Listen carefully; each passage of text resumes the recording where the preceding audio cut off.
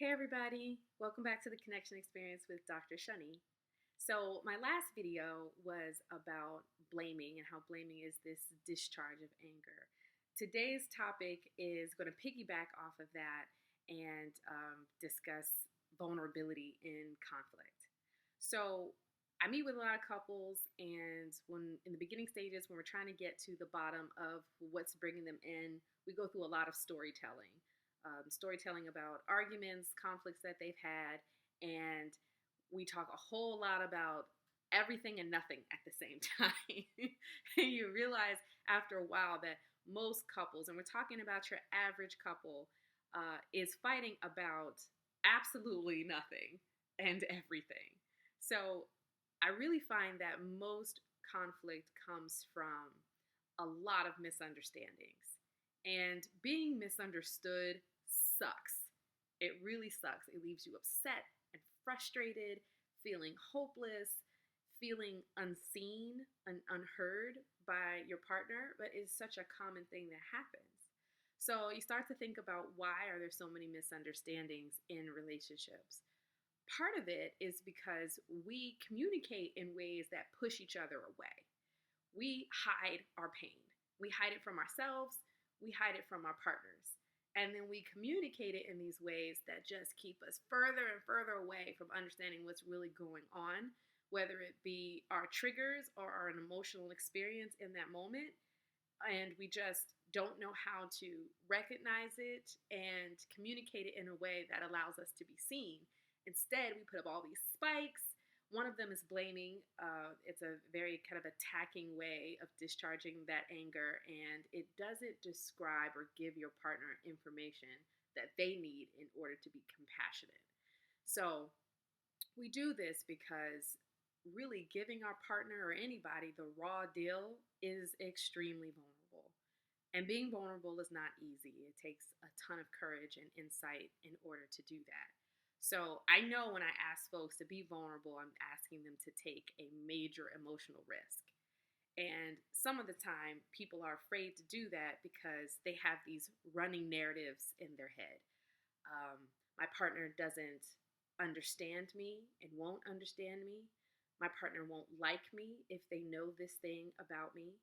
My partner can't handle it if they have this information. And I don't trust my partner with this information. What will they do with it? And so this stuff happens in our head almost immediately as soon as we feel something. And we lock it up or distort it or hide it from ourselves, hide it from them.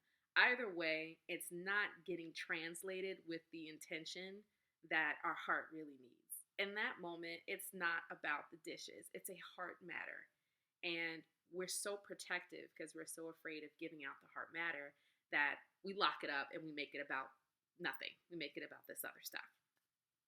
So, part of being vulnerable is understanding that it takes a lot of courage to do that. It takes a lot of courage to be seen. I admire children for this reason because they are all the raw deal. When they're really young, there is not much filter around the way that they feel. My son will just flat out tell you, Mommy, look at me. Mommy, play with me. Mommy, I'm hungry. Mommy, I'm mad. He just goes straight for it. There's nothing happening yet in his world that says he can't express it that way. So it's just raw.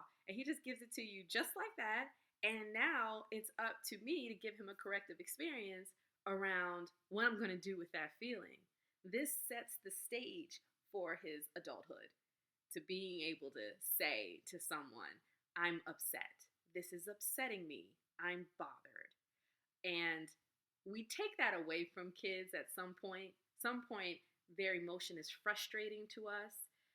We don't have a ton of patience, and we just tired. We don't feel like dealing with it, or we don't understand it, or don't agree with it, and so we just kind of shut it down. Well, what happens to us now that we're adults? We're doing that to ourselves. We shut it down, we bottle it up, it doesn't feel safe. So it's all about responsiveness. You need to be responsive to your partner when they give you the raw deal. That's the corrective experience. Not easy to do because it still requires a ton of compassion, especially when triggers show up. When triggers show up, they might not look friendly and approachable, right? They're going to have some spikes on it. But when you're with someone, you kind of sign up for some emotional baggage. You kind of sign up for this set of unresolvable differences that you're going to have to navigate around. If you love that person, you navigate around these things. Someone else's baggage can be very annoying. And we might not understand and we might not even agree with why it's showing up. It's not about us. They need to manage it. No, we're with them for a reason because we love them, we respect them, and we value them. And so it is kind of our responsibility to be responsive and give them a corrective experience around it. Help them hold their pain. You don't have to be responsible for their pain. You don't have to fix their pain. But you kind of need to be there with them and say that I'm safe. I'm a safe person to help, to help you soothe this moment. And they can't put those pain points down just because it's inconvenient to you. You got to keep in mind that everyone's past affects their partners in this way. So it's kind of unfair to say your pain doesn't have a space here. Ugh. It's there. It's there. It's been created, and it may not even been created by you, but it's there. And so it's going to affect you and them. And together, you need an alliance to help kind of soothe the moment. That requires vulnerability too, because you kind of have to be able to say, I'm here. I don't know what to do with this, but I'm here. And the only way we get better at doing this is practice. You have to practice. You don't get better by communicating by shutting down or stonewalling or continuing to blame. You have to practice and stay in the gym with it at all times in order to build that trust in relationships. So go back to those fighting fair rules. Know what you're upset about. What's bothering me? Communicate it through an I statement. So if someone walks out on you during an argument, and instead of saying, you're a coward, you're leaving me, how dare you, communicate what's really bothering you. I feel abandoned. I feel scared when you walk out on me like that. I feel like I'm not worth fighting for. Or I'm afraid you're going to leave and never come back when you do that. I feel unheard. I feel like what I have to say doesn't matter to you. I feel like you don't care. This sucks, right? That's very different than attacking somebody for the way they choose to protect themselves in a fight. So it really has to happen on both sides in order for it to work. Think of loving each other through your triggers as this like ultimate superpower in relationships that you have and that you're going to keep building. It takes a lot of energy, but it also takes a lot of courage, and it can save your relationship. I promise you won't be fighting about the dishes anymore. You'll be able to get to the heart of the matter if you can do that. Getting to the heart of your own matter is what's most important. Understand what your trigger is, understand what it comes from, and translate it appropriately. Let yourself be seen by your partner. And partners, see them. See them. Deal with it appropriately.